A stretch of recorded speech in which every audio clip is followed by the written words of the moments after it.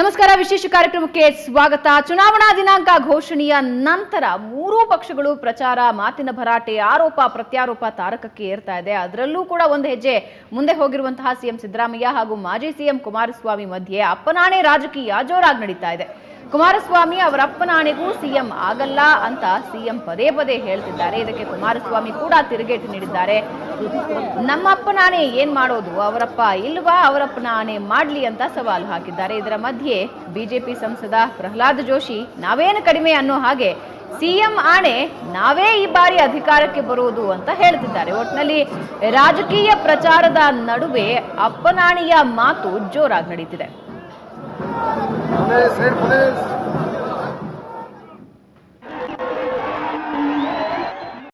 ದೇವೇಗೌಡರು ಬಂದು ಕೂತಿದ್ರು ಬೈ ಎಲೆಕ್ಷನ್ ನಲ್ಲಿ, ಕುಮಾರಸ್ವಾಮಿ ಅವರು ಇದ್ರು, ಯಡಿಯೂರಪ್ಪನವರು ಇದ್ರು.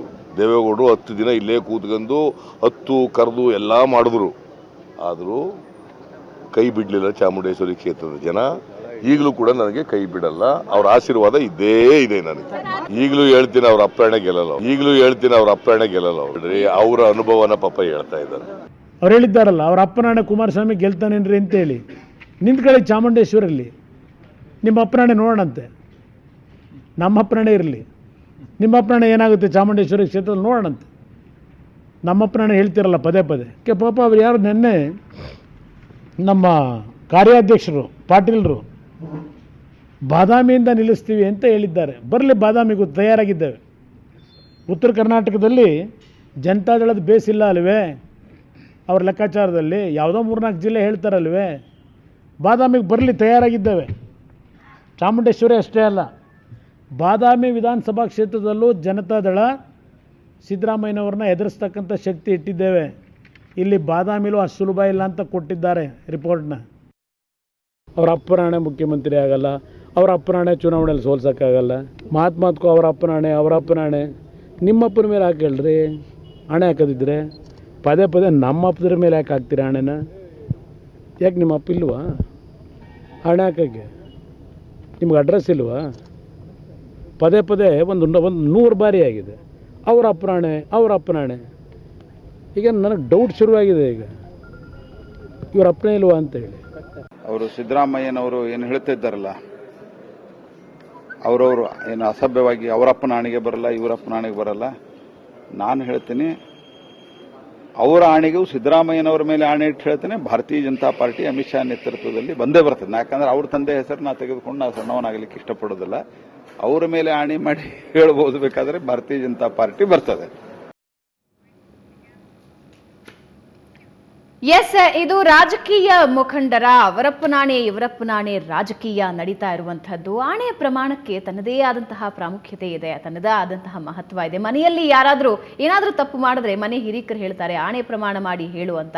ಇನ್ನು ಬಹಳಷ್ಟು ವಿಷಯಗಳಲ್ಲಿ ಪಂಚಾಯಿತಿ ಕಟ್ಟೆಯಲ್ಲಿ ಕೂತಾಗ ಕೂಡ ಆಣೆ ಪ್ರಮಾಣಕ್ಕಿರುವಂತಹ ಪ್ರಾಮುಖ್ಯತೆ ಏನು ಅನ್ನೋದು ನಮಗೆಲ್ಲ ಗೊತ್ತಿರುವಂತಹದ್ದೇ. ಆದ್ರೆ ಇಂದಿನ ಕಾಲಮಾನದಲ್ಲಿ ರಾಜಕಾರಣಿಗಳು ಯಾವ ಆಣೆಯೂ ಲೆಕ್ಕಕ್ಕೆ ಬರೋದಿಲ್ಲ ಅನ್ನೋದನ್ನ ಸಾಬೀತುಪಡಿಸ್ತಾ ಇದ್ದಾರೆ. ಸಿಎಂ ಸಿದ್ದರಾಮಯ್ಯ ಅವರ ಹೇಳಿಕೆಯಿಂದಲೇ ಆರಂಭ ಆಗುತ್ತೆ ಈ ಆಣೆ ಪ್ರಮಾಣದ ರಾಜಕಾರಣ.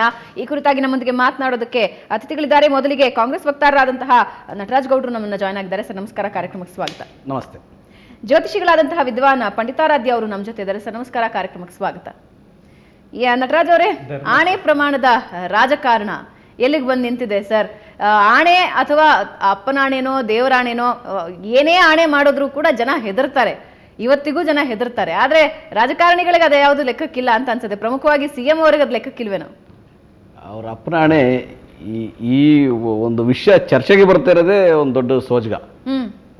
ಯಾಕಂದ್ರೆ ಈ ಗ್ರಾಮೀಣ ಭಾಗದಲ್ಲಿ ಇದು ಗ್ರಾಮೀಣ ಸೊಗಡು. ಕಳಾಖಂಡಿತವಾಗಿ 100ಕ್ಕೆ 100 ಅನ್ನೋ ವಿಷಯ ಸಂಬಂಧ ಬಂದಾಗ ಅವರ ಅಪ್ಪನಾಣೆ IPL ನಲ್ಲಿ ಕಪ್ಪು ನಮ್ದೇ, RCB ಇದೆ, ಈ ತರ ಭಾಷೆ ನಾವು ಗ್ರಾಮೀಣ ಸೊಗಡಲ್ಲಿ ಯೂಸ್ ಮಾಡ್ತೀವಿ. ಆಮೇಲೆ ಇದಕ್ಕೆ ಜಾಸ್ತಿ ಪ್ರಾಮುಖ್ಯತೆ ಕೊಡೋದು ಅಂತ ಅಗತ್ಯ ಇರಲಿಲ್ಲ. ಆದ್ರೂ ಯಡಿಯೂರಪ್ಪರ ವಿಷಯ ಆಗಲಿ, ಕುಮಾರಸ್ವಾಮಿ ಅವ್ರ ವಿಷಯ ಆಗಲಿ, ಬೇರೆ ಯಾವುದೇ ವಿಷಯ ಆಗಲಿ, ಮುಖ್ಯಮಂತ್ರಿಗಳು ಅವ್ರ ಅಪ್ಪನಾಣೆ ಅವ್ರು ಬರೋದಿಲ್ಲ. ಅಂದರೆ 100% ಭಾಗ ಅವ್ರು ಬರೋದಿಲ್ಲ, ಕಡಾಖಂಡಿತವಾಗಿ ಅವ್ರು ಬರೋದಿಲ್ಲ. ನಾವೇ ಬರ್ತೀವಿ ಅಧಿಕಾರಕ್ಕೆ, ಕಾಂಗ್ರೆಸ್ಸೇ ಬರುತ್ತೆ ಅಧಿಕಾರಕ್ಕೆ ಅಂತ ಹೇಳ್ಬೇಕಾದ್ರೆ ಅವ್ರ ಅಪ್ಪನಾಣೆ ಅಂತಾರೆ. ಮತ್ತು ಅದರೊಳಗೆ ಏನು ದೊಡ್ಡದಿಲ್ಲ. ಆದರೆ ಅದು ಕುಮಾರಸ್ವಾಮಿ ಅವರು ಅದನ್ನು ನೆಗೆಟಿವ್ ತೊಗೊಂಡು, ಕುಮಾರಸ್ವಾಮಿ ಅವ್ರಿಗೆ ಗೊತ್ತದು. ಯಾಕಂದರೆ ಗ್ರಾಮೀಣ ಭಾಷೆಯಲ್ಲಿ ಅವರ ಹಳ್ಳಿಗಳಲ್ಲೂ ಕೂಡ ಅದನ್ನು ಅವ್ರ ಅಪ್ಪನಾಣೆ ಅದಾಗಲ್ಲ, ಅವ್ರ ಅವನಾಣೆ ಅದಾಗಲ್ಲ, ಈ ರೀತಿ ಉಪಯೋಗಿಸ್ತಾರೆ. ಇನ್ನು ಪ್ರಹ್ಲಾದ್ ಜೋಶಿ ಅವ್ರಿಗೆ ಗೊತ್ತಿರಲ್ಲ ಅನ್ಸುತ್ತೆ ಈ ಭಾಷೆ ಅಲ್ಲಿ ಉತ್ತರ ಕನ್ನಡದಲ್ಲಿ. ದಕ್ಷಿಣ ಕನ್ನಡದಲ್ಲಿ ಅದೆಲ್ಲ ಉಪಯೋಗಿಸೋದು ಈ ಹಳೆ ಮೈಸೂರು ಭಾಗದಲ್ಲಿ ಇದನ್ನು ಉಪಯೋಗಿಸೋದು ಸರ್ವೇ ಸಾಮಾನ್ಯ. ಆದರೆ ಬಟ್ ಸಿದ್ದರಾಮಯ್ಯವ್ರು ಏನು ಹೇಳ್ತಾರೆ ಅಂದರೆ ನಾವು ಚುನಾವಣೆಯಲ್ಲಿ ಗೆದ್ದೇ ಗೆಲ್ತೀವಿ, ಯಾವುದೇ ಕಾರಣಕ್ಕೂ ಕುಮಾರಸ್ವಾಮಿಯವರಾಗಲಿ ಯಡಿಯೂರಪ್ಪನವರಾಗಲಿ ಗೆಲ್ಲಲ್ಲ ಮತ್ತು ಅವ್ರ ಅಧಿಕಾರಕ್ಕೆ ಬರಲ್ಲ ಅನ್ಬೇಕಾದ್ರೆ ಈ ಥರ ಭಾಷೆ ಉಪಯೋಗಿಸ್ತಾರೆ. ಹಾಗಾಗಿ ಅದೇನು ದೊಡ್ಡ ಪ್ರಾಮುಖ್ಯತೆ ಅಲ್ಲ. ಇವಾಗ ಕುಮಾರಸ್ವಾಮಿ ಅವರು ಒಂದು ಮಾತು ಹೇಳಿದ್ರು, ಅಯ್ಯೋ ನಮ್ಮಪ್ಪನಾಡಿಗೆ ಯಾಕೆ ಇಡ್ತಾರೆ, ಅವರಪ್ಪ ಇಲ್ವಾ ಅವರಿಗೆ, ಅವರಪ್ಪನ ಮೇಲೆ ಆಣೆ ಇಟ್ಕೊಳ್ಳಿ, ನಮ್ಮಪ್ಪನ ಪದ ಯಾಕೆ ಬಳಸ್ತಾರೆ ಅಂತ. ಕುಮಾರಸ್ವಾಮಿ ಅವರ ಅಪ್ಪನಾಣೆಗೆ ಅಂತ ಎಲ್ಲೂ ಯಾವಾಗಲೂ ಹೇಳಿಲ್ಲ, ಯಡಿಯೂರಪ್ಪನವರ ಅಪ್ಪನಾಣೆಗೆ ಅಂತ ಎಲ್ಲೂ ಹೇಳಿಲ್ಲ. ಜನರಲ್ ಆಗಿ ಅವ್ರ ಅಪ್ಪನಾಣೆ ಅವ್ರು ಗೆಲ್ಲಲ್ಲ ಅಂದ್ರೆ ಖಂಡಿತವಾಗಿ ಗೆಲ್ಲಲ್ಲ. ಇದು ಒಂದು ಇಡಿಯಂ, ಒಂದು ಗಾದೆ ಭಾಷೆ ತರ ಉಪಯೋಗಿಸ್ತೀವಲ್ಲ ನಾವು, ಆ ರೀತಿ ಉಪಯೋಗಿಸುವಂಥದ್ದು ಇದು ಭಾಷೆ. ಆಮೇಲೆ ಅದನ್ನ ಕುಮಾರಸ್ವಾಮಿ ಅವರು ಅಷ್ಟೊಂದು ಪರ್ಸನಲ್ ಆಗಿ ತೆಗೆದುಕೊಂಡು ನಮ್ಮಪ್ಪನ ಮೇಲೆ ಹಾಕಿ ಅವರಪ್ಪನ ಮೇಲೆ ಇಟ್ಕೊಳ್ಳಿ ಅದೆಲ್ಲ ಹೇಳೋ ಅಗತ್ಯ ತಗೋಬಾರ್ದು ಅಂತೀರಿ ನೀವು. ಏನ್ ಹೇಳಿದ್ರು ಪರ್ಸನಲ್ ಆಗಿ ತಗೋಬಾರ್ದು ಅಲ್ಲ. ಬೇರೆ ವಿಷಯಗಳು ರಾಜಕೀಯವಾಗಿ ಹೇಳೋ ವಿಷಯಗಳು ಬೇರೆ, ಇದು ಒಂದು ಗ್ರಾಮೀಣ ಭಾಷೆಯ ಸೊಗಡಿದು. ಸೊ ಇದನ್ನ ಅವ್ರು ಅಷ್ಟೊಂದು ಖಾಸಗಿಯಾಗಿ ತಗೊಂಡು ಸ್ವಂತವಾಗಿ ತಗೊಂಡು. ಸರ್, ಗ್ರಾಮೀಣ ಭಾಷೆಯ ಸೊಗಡು ಬಳಕೆ ಮಾಡ್ತಾ ಇರೋದು ರಾಜ್ಯದ ಸಿಎಂ ಒಬ್ಬ ರಾಜಕಾರಣಿ. ಒಳ್ಳೇದು. ಅದ್ ನಮ್ಮ ಭಾಷೆಯಲ್ಲಿ ಅಷ್ಟಿದೆ, ಆ ತರ ಪದಗಳು ನಮ್ಮ ಭಾಷೆಯಲ್ಲಿ ಇದೆ, ನಿಮ್ಗೆ ಗೊತ್ತಿರಲಿಲ್ಲ. ಇನ್ನು ನೀವು ಹೇಳಿದ್ರಿ ಪ್ರಹ್ಲಾದ್ ಜೋಶಿ ಅವರಿಗೆ ಅಷ್ಟಾದ್ರ ಪರಿಚಯ ಇಲ್ಲ ಇರ್ಬೋದು. ನಮ್ಮ ಹಳೆ ಮೈಸೂರು ಅಂದ ಮೇಲೆ ಇಡೀ ಕರ್ನಾಟಕದ ಜನರಿಗೆ ಆ ಸುದ್ದಿ ಹೋಗುತ್ತೆ, ಇಡೀ ಕರ್ನಾಟಕದ ಜನ ಅದನ್ನ ಕೇಳಿಸ್ಕೊಳ್ತಾರೆ. ಅವರು ಗ್ರಾಮೀಣ ಸೊಗಡಿನ ಜನಪ್ರತಿನಿಧಿಯೇ ಆಗಿರಬಹುದು, ಆದ್ರೆ ಇಡೀ ಕರ್ನಾಟಕದ ಸಿಎಂ. ನಾನು ನಿಮ್ಮ ಮಾತನ್ನ ಒಪ್ಕೊಳ್ತೀನಿ ಸರ್. ಒಂದು ಭಾಷೆ ಒಂದು ಪ್ರಾಂತ್ಯದ ಭಾಷೆಯಲ್ಲಿ ಬಳಕೆಯಾಗುವಂತಹ ಪದ ಅದು ಆಡು ಭಾಷೆಯೇ ಆಗಿರಬಹುದು, ಇನ್ನೊಂದು ಪ್ರಾಂತ್ಯಕ್ಕೆ ಅದು ಬೈಗುಳವೇ ಆಗಿರುತ್ತೆ. ಅಂತಹ ಬಹಳಷ್ಟು ಉದಾಹರಣೆಗಳು ಕುಮಾರಸ್ವಾಮಿ ಅವರ ಅಪ್ಪನ ಆಣೆಗೆ ಅಂತ ಹೇಳಿದ್ರೆ, ಯಡಿಯೂರಪ್ಪನವರ ಅವ್ರ ಅಪ್ಪನ ಆಣೆಗೆ ಅಂತ ಹೇಳಿದ್ರೆ ಅವಾಗ ನಾವು ಏನಾದ್ರು ಕ್ವಶನ್ ಮಾಡ್ಬೋದು. ಅವ್ರ ಅಪ್ಪನ ಆಣೆಗೆ ಈಗ ನಾನೇ ಹೇಳ್ತೀನಲ್ಲ, ಅವ್ರ ಅಪ್ಪರಾಣೆ ನಿಜವಾಗ್ಲೂ ಇದೊಂದು ಚರ್ಚೆ ವಿಷಯ ಆಗ್ತದೆ ಅನ್ನೋದೇ ಒಂದು ಸೋಜಗ. ಅವ್ರ ಅಪ್ಪರಾಣೆ ನಮ್ಮ ಕಪ್ಪು ನಮ್ದೇ ಈ ಸಲ RCB ಅಂತ. ಇದು ಗ್ರಾಮೀಣ ಭಾಷೆ ಅಂತ ಇದು. ಸೊ ಇದಕ್ಕೆ ಇಷ್ಟೊಂದು ಪ್ರಾಮುಖ್ಯತೆ ಕೂಡ ಅವ್ರು ಬಹಳ ಪರ್ಸನಲ್ ಆಗಿ ತಗೊಳ್ಳೋದು ಅಷ್ಟು ಅವಶ್ಯಕತೆ ಇಲ್ಲ. ಯಾಕೆ ತಗೋಬಾರ್ದು ಸರ್? ನಾನು ಹೇಳ್ತೀನಲ್ಲ, ಇದು ಅವ್ರಿಗೆ ಗೊತ್ತು ಈ ಭಾಷೆ ಹೆಂಗ್ ಉಪಯೋಗಿಸ್ತೀವಂತ. ಕುಮಾರಸ್ವಾಮಿ ಅವ್ರಿಗೆ ಗೊತ್ತು, ದೇವೇಗೌಡರು ಗೊತ್ತು ಈ ಭಾಷೆ ಹೆಂಗ್ ಉಪಯೋಗಿಸ್ತೀವಂತ, ನಮ್ಮ ಹಳೆ ಮೈಸೂರು ಭಾಗದವ್ರು ಎಲ್ಲರಿಗೂ ಗೊತ್ತು ಈ ಭಾಷೆ ಹೆಂಗ್ ಉಪಯೋಗಿಸ್ತೀವಿ ನಾವು ಅಂತ. ಗೊತ್ತಿಲ್ಲದವರು ಸರ್, ಹುಬ್ಳಿ ಧಾರವಾಡದ ಭಾಷೆಗೂ ಬೆಂಗಳೂರಿನ ಭಾಷೆಗೂ ಅಜಗಜಾಂತರ ವ್ಯತ್ಯಾಸ ಇದೆ. ನಿಮಗೆ ಅದನ್ನ ಪರ್ಸನಲಿ ಹೇಳಬೇಕಾಗಿಲ್ಲ. ಅಲ್ಲಿ ಒಂದು ಭಾಷೆ ಬಳಕೆ ಮಾಡಿದ್ವಿ ಅಂತ ನಾವು ಬೆಂಗಳೂರಲ್ಲಿ ಬಂದು ಆ ಭಾಷೆ ಬಳಕೆ ಮಾಡಿದ್ರಿ ಅಂದ್ರೆ ಅದು ಬೈಗುಳ ಅನಿಸ್ಕೊಳ್ಳುತ್ತೆ. ಬೆಂಗಳೂರಿನಲ್ಲಿ ಬಳಸುವಂತಹ ಒಂದು ಭಾಷೆನ ಹೋಗಿ ನಾವು ಹುಬ್ಳಿ ಧಾರವಾಡದಲ್ಲಿ ಬಳಸಿದ್ವೋ ಮತ್ತೆ ಇನ್ನೊಂದು ಕಡೆ ಬಳಸಿದ್ವೋ ಅಂದ್ರೆ ಅದು ಅವರಿಗೆ ಬೇರೆ ರೀತಿಯ ಅರ್ಥ ಕೊಡುತ್ತೆ. ಅವ್ರು ಕೇಳಿದಂತಹ ಪ್ರಶ್ನೆ ಖಂಡಿತವಾಗಿ ನಾವು ಹೇಳ್ತೀವಿ, ಅವ್ರು ಗೆಲ್ಲಿಕ್ ಸಾಧ್ಯನೇ ಇಲ್ಲ. ಕುಮಾರಸ್ವಾಮಿ ಅವ್ರು ಗೆಲ್ಲಿಕ್ ಸಾಧ್ಯನೇ ಇಲ್ಲ, JDS ಗೆಲ್ಲೋದಿಲ್ಲ. ಕಡಾಖಂಡಿತವಾಗಿ ಹೇಳ್ತೀವಿ, ಯಡಿಯೂರಪ್ಪನವ್ರು ಗೆಲ್ಲಲ್ಲ ಅಂದ್ರೆ ಅವರ ಪಕ್ಷ ಗೆಲ್ಲಲ್ಲ, ಅಧಿಕಾರಕ್ಕೆ ಬರಲ್ಲ. ಕಡಾಖಂಡಿತವಾಗಿ ನಮ್ಮ ಪ್ರಾಣೆ ನಾವೇ ಬರೋದು, ಕಾಂಗ್ರೆಸ್ನವರೇ ಬರೋದು. ಇದು ಹೇಳಿ ಅಂತ ಕುಮಾರಸ್ವಾಮಿ ಅವರು ಹೇಳ್ತಿರೋದು. ಇದು ನನ್ನ ಗ್ರಾಮೀಣ ಭಾಷೆ, ಅದು ಕುಮಾರಸ್ವಾಮಿ ಅವ್ರು ಹೇಳಿ. ಬಟ್ ಇಲ್ಲೇನಾಗಿದೆ ಅಂದ್ರೆ, ಕುಮಾರಸ್ವಾಮಿ ಅವರಾಗ್ಲಿ ಯಡಿಯೂರಪ್ಪನವರಾಗ್ಲಿ ಅವರೆಲ್ಲ ಒಂದೇ ಒಂದ್ಬಿಟ್ಟಿದೆ. ಅವ್ರಿಗೆ ಒಂದು ಗಾಬರಿ, ಒಂದು ವಿಚಲಿತರಾಗ್ಬಿಟ್ಟಿದ್ದಾರೆ. ಯಾವ ವಿಷಯದ ಬಗ್ಗೆ ನಾವು ಚರ್ಚೆ ಮಾಡ್ಬೇಕು, ಯಾವ ವಿಷಯಕ್ಕೆ ನಾವು ರೆಸ್ಪಾಂಡ್ ಮಾಡ್ಬೇಕು ಅನ್ನೋದೇ ಅವ್ರಿಗೆ ಗೊತ್ತಾಗ್ತಾ ಇಲ್ಲ. ಅವ್ರು ಬರೀ ಮಾತಾಡಿದ್ರೆ ವರುಣ, ಇಲ್ಲ ಚಾಮುಂಡೇಶ್ವರಿ, ಇಲ್ಲ ಸಿದ್ದರಾಮಯ್ಯ, ಅದು ಬಿಟ್ಟು ಇನ್ನೇನು ಅವ್ರ ಚರ್ಚೆಯಲ್ಲಿ ಇಲ್ಲ. ಅವ್ರೊಳಗೆ ಒಂದು ಅಭಿವೃದ್ಧಿ ಬಗ್ಗೆ ಚರ್ಚೆ ಇಲ್ಲ, ಇಲ್ಲ ಅವರ ಏನ್ ಅಚೀವ್ ಮಾಡಿದ್ರು ಅದ್ರ ಬಗ್ಗೆ ಚರ್ಚೆ ಇಲ್ಲ, ಮುಂದಿನ ವಿಷನ್ ಏನು ಅದ್ರ ಬಗ್ಗೆ ಚರ್ಚೆ ಇಲ್ಲ. ಅವ್ರಿಗೆ ಸಿದ್ದರಾಮಯ್ಯನವರು ಏನ್ ಮಾಡಿದ್ರು, ಸಿದ್ದರಾಮಯ್ಯನವರು 5 ವರ್ಷ ಏನ್ ಮಾಡಿದ್ರ ಅದನ್ನ ಜನ ಚರ್ಚೆ ಮಾಡ್ತಾ ಇದ್ದಾರೆ. ಸಿದ್ದರಾಮಯ್ಯನವರು 5 ವರ್ಷ ಏನ್ ಮಾಡಿದ್ರು ಅದು ಜನ ಚರ್ಚೆ ಮಾಡ್ತಾ ಇದ್ದಾರೆ. ನನ್ನ ಚರ್ಚೆನ ಮತ್ತೆ ಮುಂದುವರಿಸ್ತೀನಿ ಸರ್. ಆಣೆ ಪ್ರಮಾಣಗಳ ಕುರಿತಾಗಿ ನಾನು ಈಗಾಗಲೇ ಹೇಳ್ತಾ ಇದ್ದೆ, ಮನೆಯಲ್ಲಿ ಯಾರೋ ಒಬ್ರು ತಪ್ಪು ಮಾಡಿದ್ರು ಅಂದ್ರೆ ಆಣೆ ಇಡಿಸ್ತಾರೆ, ನೀನ್ ನಿಜ ಹೇಳು ಅಂತ. ಸುಮ್ಮನೆ ಆಣೆ ಇಟ್ಟರೆ ಬೈತಾರೆ, ಸುಮ್ಮನೆ ಆಣೆ ಇಡ್ತೀಯಾ ಅಂತ.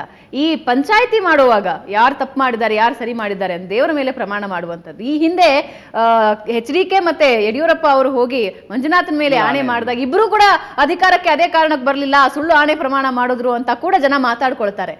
ಆಣೆಯ ಪ್ರಾಮುಖ್ಯತೆ ಏನು ಅಂತೀರಿ ಸರ್? ನಾನು ಫಸ್ಟ್ ನಿಮಗೆ ಹೇಳೋದಿಷ್ಟು, ನಾನು ಜ್ಯೋತಿಷ್ಯದ ಪರವಾಗಲ್ಲ, ಧರ್ಮಶಾಸ್ತ್ರದ ಪರವಾಗಿ ಬಂದಿದ್ದೀನಿ ಚರ್ಚೆ. ಈ ಟಾಪಿಕ್ ಇರೋದು ಧರ್ಮಶಾಸ್ತ್ರಕ್ಕೆ ಸಂಬಂಧಪಟ್ಟಿದ್ದು. ಯಾಜ್ಞವಲ್ಕ ಸ್ಮೃತಿಯಲ್ಲೂ ಕೂಡ ಇದನ್ನು ಹೇಳ್ತಾರೆ. ಇಲ್ಲಿ ಮನುಷ್ಯನ ಬುದ್ಧಿ ಬೆಳೆದಂಗೆ ಸ್ಪರ್ಧೆನೂ ಬೆಳೀತು. ಈ ಸ್ಪರ್ಧೆಗಳು ಹಲವಾರು ರೀತಿಯಾಗಿ ಬೆಳ್ಕೊಂಡ್ಬಂತು. ಈ ಸ್ಪರ್ಧೆಗೆ ಎನ್ಕರೇಜ್ ಕೊಡೋದಕ್ಕೋಸ್ಕರ ಇವೆಲ್ಲ ಬಂತು. ಒಂದು ಸ್ಪರ್ಧೆಯಲ್ಲಿ ಒಂದು ಫೈಟಿಂಗ್ ಮಾಡಬೇಕಾದ್ರಾಗಲಿ, ಒಂದು ಯುದ್ಧವನ್ನು ಮಾಡಬೇಕಾಗಲಿ, ಪ್ರೇರೇಪಣೆಯನ್ನು ಕೊಡೋದಕ್ಕೆ, ಯುದ್ಧೋನ್ಮಾದವನ್ನು ಹೆಚ್ಚು ಮಾಡ್ಕೊಳ್ಳೋದಕ್ಕೆ, ಪ್ರತಿಸ್ಪರ್ಧೆಯನ್ನು ಹೆಚ್ಚು ಮಾಡ್ಕೊಳ್ಳೋದಕ್ಕೆ ಇತ್ಯಾದಿಯಾಗಿ ಇಂಥ ಶಬ್ದಗಳು ಬಳಕೆ ಆಗ್ತಾ ಇರ್ಬೋದು. ನೀವು ಈ ಕನ್ನಡದಲ್ಲಿ ಬಬ್ರುವಾಹನ ಸಿನಿಮಾ ನೋಡಿದ್ದೀರಲ್ಲ, ರಾಜ್ಕುಮಾರ್ ಅವರು ದ್ವಿಪಾತ್ರದಲ್ಲಿ ಅಭಿನಯ ಮಾಡಿದ್ರು. ಅಲ್ಲೂ ಪರಸ್ಪರವಾಗಿ ಒಬ್ರಿಗೊಬ್ರಿಗೆ ನಿಂದನೆ ಮಾಡ್ಕೊಳೋದು. ಆದರೆ ಈ ಸ್ವಲ್ಪ ಅಲ್ಲಿ ಸಾಹಿತ್ಯಿಕ ಭಾಷೆ ಚೆನ್ನಾಗಿ ಅಲ್ಲಿ ಮೂಡ್ ಬಂದಿದೆ. ಅದು ಇಲ್ಲಿ ಒಂದು ಸ್ವಲ್ಪ ಏನೋ ಇದಾಗ್ತಾ ಇದೆ ಅನ್ಸುತ್ತೆ. ಆದರೆ ಇಲ್ಲಿ ಭಾಷೆ ಪ್ರಮಾಣ ಅನ್ನೋದನ್ನ ಇಲ್ಲಿ ಇದು ಏನು ಪ್ರಮಾಣ ಇದು ಎರಡು ರೀತಿಯಾಗಿ ಬರುತ್ತೆ. ಒಂದು ಮನುಷ್ಯರನ್ನು ಕುರಿತು ಮಾಡೋಂಥ ಪ್ರಮಾಣ, ಒಂದು ದೈವವನ್ನು ಕುರಿತು ಪ್ರಮಾಣ. ಈಗ ನೋಡಿ, ಎರಡಕ್ಕೂ ಇಲ್ಲೇ ಉದಾಹರಣೆ ಕೊಡ್ತೀನಿ. ಇವಾಗ ಏನು ಬಂದಿದೆಯಲ್ಲ, ಅಪ್ಪನಾಣೆ ಅನ್ನೋದು ಬಂದಿದೆಯಲ್ಲ, ಇದು ಮನುಷ್ಯರನ್ನು ಕುರಿತು ಮಾಡ್ತಕ್ಕಂಥ ಪ್ರಮಾಣ. ಮತ್ತು ಯಾವುದಾದ್ರೂ ಒಂದು ದೈವ ಪೂಜ್ಯವಾದಂಥ ವಸ್ತು ಇರುತ್ತೆ. ಈಗ ನೀವು ಇದು ಮಂಜುನಾಥನ ಹೋಗಿ ಪ್ರಮಾಣ ಮಾಡಿರು ಹೋದ ಸತಿ ಒಂದಿಬ್ಬರು ಮಾಜಿ CMಗಳು. ಅಲ್ಲಿ ಹೋಗಿ ದೈವವನ್ನು ಮುಟ್ಟಿ, ಅಂದರೆ ಇಬ್ಬರಿಗೂ ಪವಿತ್ರವಾದದ್ದು, ಅದ್ರ ಮೇಲೆ ಒಂದು ಪ್ರಮಾಣ ಮಾಡೋದು. ಅಂದರೆ ಆ ಭಯ ಭಕ್ತಿಯಲ್ಲಾದರೂ ಕೂಡ ಸತ್ಯ ಆಚೆಗೆ ಬರಲಿ, ಅವ್ರ ಮನಸ್ಸು ಪರಿವರ್ತನೆ ಆಗಲಿ ಅನ್ನೋದು ಇದ್ರೊಳಗಿರ್ತಕ್ಕಂಥ ಒಂದು ಇಂಟೆನ್ಷನ್ನು. ಅಲ್ಲಿ ಎಷ್ಟೇ ಎಗರಾಡ್ಕೊಂಬಂದ್ರು ಅಲ್ಲೋಗಿ ಸರಿಯಾಗಿ ಬಿಡ್ಬೋದು. ಈಗ ಅದು ಸ್ಪರ್ಧೆ, ಅದು ಬೇರೆ ಯಾರು ಕಂಟ್ರೋಲ್ ಮಾಡೋಕ್ಕಾಗಲ್ಲ ಅಂದ ಮಟ್ಟಕ್ಕೆ ಹೋದಾಗ ಅದು ಮಿಗಿಲಾದ ಶಕ್ತಿ, ದೈವದ ಶಕ್ತಿ. ಆ ದೈವವನ್ನು ಹೋಗಿ ಇಬ್ರು ಅವಲಂಬಿಸೋದು. ಅವಾಗ ನಮ್ಮ ಮೇಲೆ ಇಲ್ಲ, ಅವನು ನನ್ನ ಮೇಲೆ ಅಪನಂಬಿಕೆ ಏನು ಬಂದಿರುತ್ತೆ, ಆ ಅಪನಂಬಿಕೆಯನ್ನು ಅಲ್ಲಿ ಹೋಗ್ಲಾಡ್ಸೋ ಚಾನ್ಸು ಇದೆ. ಆ ರೀತಿಯಲ್ಲಿ ಎರಡು ಪ್ರಮಾಣಗಳಲ್ಲಿ ಬಂದಿದೆ. ಮತ್ತು ಇದು ಒಂದು ರೀತಿಯಾಗಿ ಸ್ಪರ್ಧೆಗಳಿಗೆ ಒಂದು ಸ್ವಲ್ಪ ಬಣ್ಣ ಕಟ್ಟಿ ಇನ್ನೂ ಒಂದು ಸ್ವಲ್ಪ ಸ್ಪರ್ಧೆ ಹೆಚ್ಚು ಮಾಡೋದಕ್ಕೆ ಇಂಥ ಒಂದು ಬೇಷ್ ಅನ್ನೋದು, ಹೊಗಳೋದು, ಬಲೆ ಅನ್ನೋದು ಇವೆಲ್ಲ ಇದೆ ಅನ್ಸುತ್ತೆ. ಈ ಕುರಿತಾಗಿ ಇನ್ನಷ್ಟು ಚರ್ಚೆಯನ್ನ ಮುಂದುವರಿಸ್ತೀವಿ. ಆಣೆ ಪ್ರಮಾಣಗಳ ಭರಾಟೆ ಜೋರಾಗಿರುವಂತಹದ್ದು, ಅದು ಕೂಡ ಸಿದ್ದರಾಮಯ್ಯ ಅವರಿಂದ ಆರಂಭ ಆಗಿದೆ. ಈಗ ಪ್ರಹ್ಲಾದ್ ಜೋಶಿ ಅದನ್ನ ಮುಂದುವರಿಸ್ತಾ ಇದ್ದಾರೆ. ಈ ಬಗ್ಗೆ ಚರ್ಚೆ ಮುಂದುವರಿಯುತ್ತೆ ಒಂದು ಚಿಕ್ಕ ಬ್ರೇಕ್ನ ನಂತರ.